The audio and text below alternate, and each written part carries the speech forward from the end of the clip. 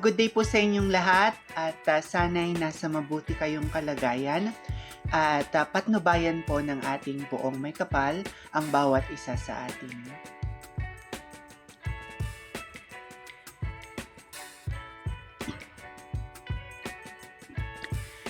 Si Sergio Azuaga ng Venezuela ang nagwagi sa The Man of the World 2024 pageant na ginanap sa isang kahangahangang gabi ng kompetisyon.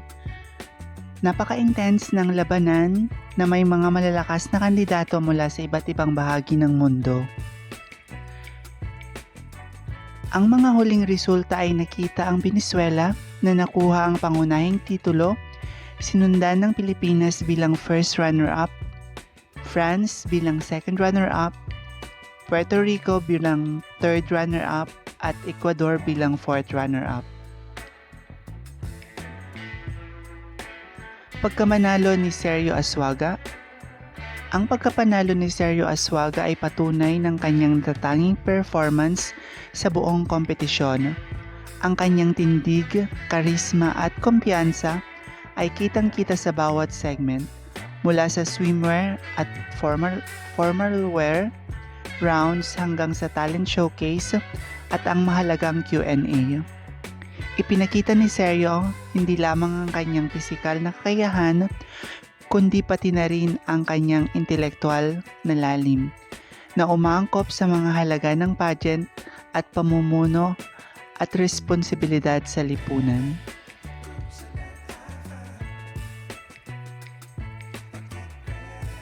First runner-up, Pilipinas.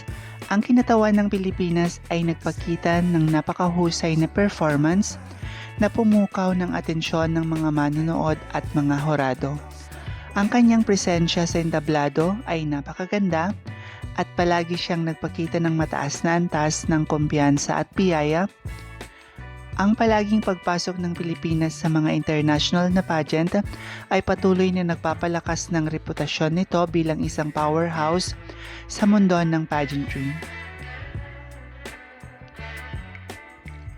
Second runner-up, France. Ang kandidato mula sa France ay nagpakita ng elegansya at sofistikasyon. Ang kanyang sense of fashion ay walang kapantay at nagdala siya ng kakaibang halo ng modern at tradition.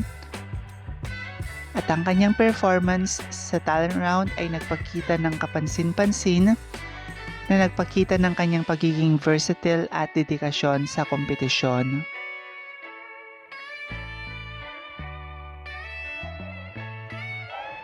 Third runner-up, Puerto Rico.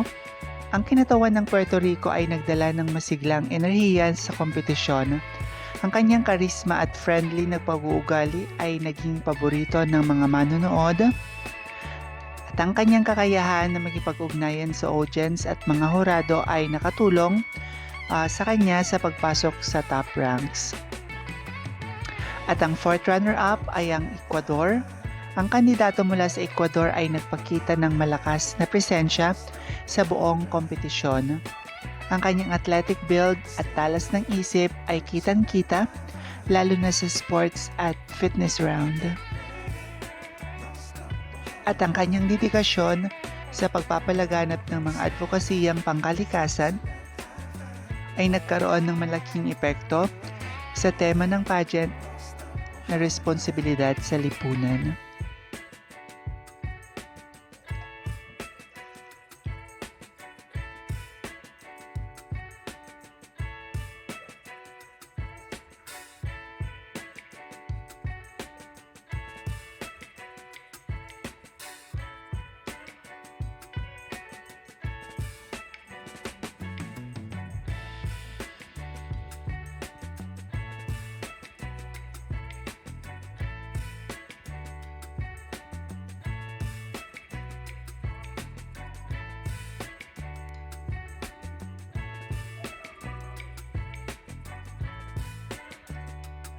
Ang Man of the World 2024 pageant ay nagbigay diin sa iba't ibang talento at advokasya ng mga kalahok.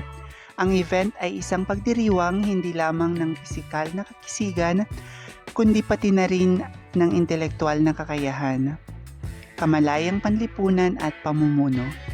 Ang bawat isa sa top 5 na kalahok ay nagdala ng kakaibang bagay sa kompetisyon na ginawa itong kapanapanabik at nakakapukaw ng inspirasyon. At ang pagkapanalo ni Sergio Aswaga ay nagpakita ng kahalagahan ng isang well-rounded na individual na kayang magbigay inspirasyon at mamuno. At ang tagumpay ng mga kandidato mula sa Pilipinas, France, Puerto Rico at Ecuador ay nagpapakita rin ng lumalaking kahalagahan ng pageantry bilang isang plataporma para sa palitan ng kultura at advokasya.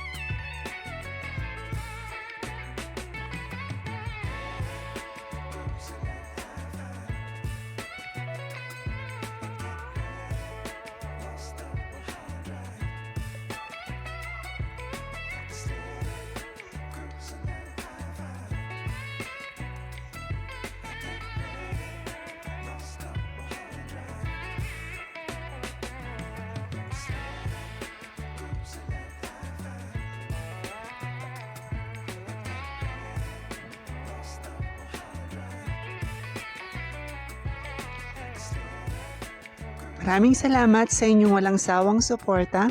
Hinihiling ko ang inyong tulong sa pag-like, pagkomento at pagbahagi ng aking munting channel. Pagpalain kayo ng may kapal sa inyong kabutihan at pagmamalasakit. Bye-bye!